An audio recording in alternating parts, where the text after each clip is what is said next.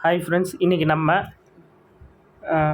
ப்ராபபிலிட்டியிலேருந்து ஒரு question, previous year question பார்க்கலாம். First கொஷினை பார்த்துருவோம். ஃபஸ்ட்டு கொஷின் பாருங்கள். நன்கு கலைக்கப்பட்ட சீட்டுக்கட்டிலிருந்து ஒரு ராஜா அல்லது ஒரு ராணி அல்லது ஒரு படை வீரன், அதாவது ஸ்பேடு. நீங்கள் உங்களுக்கு இந்த மாதிரி கொஷின்ஸில் எதனா டவுட் இருந்ததுன்னா இங்கிலீஷில் பார்த்துங்க. ஒரு கிங், குயின் ஆர் எ ஜாக்.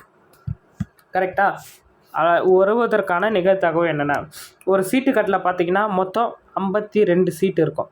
அதாவது ஒன்று 13 இருக்கும். 13 × 4, அதாவது பிளாக்கில் 2,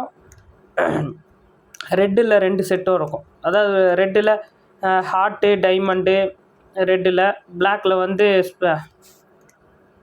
அந்த ஸ்பேடு இது ஒன்று சொல்லுவாங்க, இன்னொரு மாடல் ஒன்று வரும். ஓகேங்களா, 2 மாடல், மொத்தம் 13 இருக்கா. எல்லாத்துலேயும் இந்த 4 மாடலில் ஒரு ராஜா ஒருத்தர் இருப்பார், ராணி ஒருத்தவங்க இருப்பாங்க, ஸ்பேடு படை வீரர் ஒருத்தவங்க இருப்பாங்க. அவங்க என்ன கேட்டிருக்காங்கன்னா எல்லாமே அல்லது கொடுத்துருக்காங்க. அல்லதுன்னா கூட்டிக்கணும். கரெக்டாக?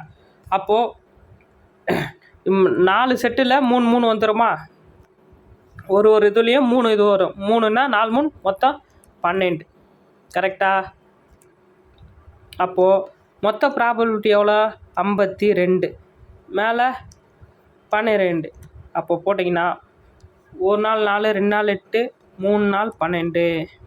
இங்கே அடிச்சிங்கன்னா 1 நாள் 4, மீதி 1, 1 நாள் 4, 2 நாள் 8, 12, 3 நாள் 12. அப்போது ஆன்சர் என்ன? 3/13. இதாங்க ஆன்சர். அல்லதுன்னா ப்ளஸ் பண்ணிக்கணும். அதாவது 4 ப்ளஸ் மொத்தத்தையும் கூட்டிக்கணும். 4 இதுவாக 4த்தையும் 3 இதுவாக கூட்டிக்கணும்.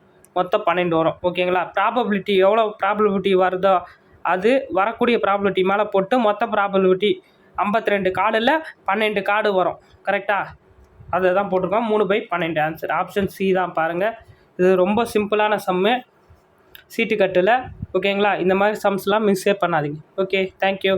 உங்களுக்கு எதனா டவுட்ஸ்னால் கமெண்ட் பண்ணுங்கள். நான் உங்களுக்கு கண்டிப்பாக ரிப்ளை பண்ணுறேன்.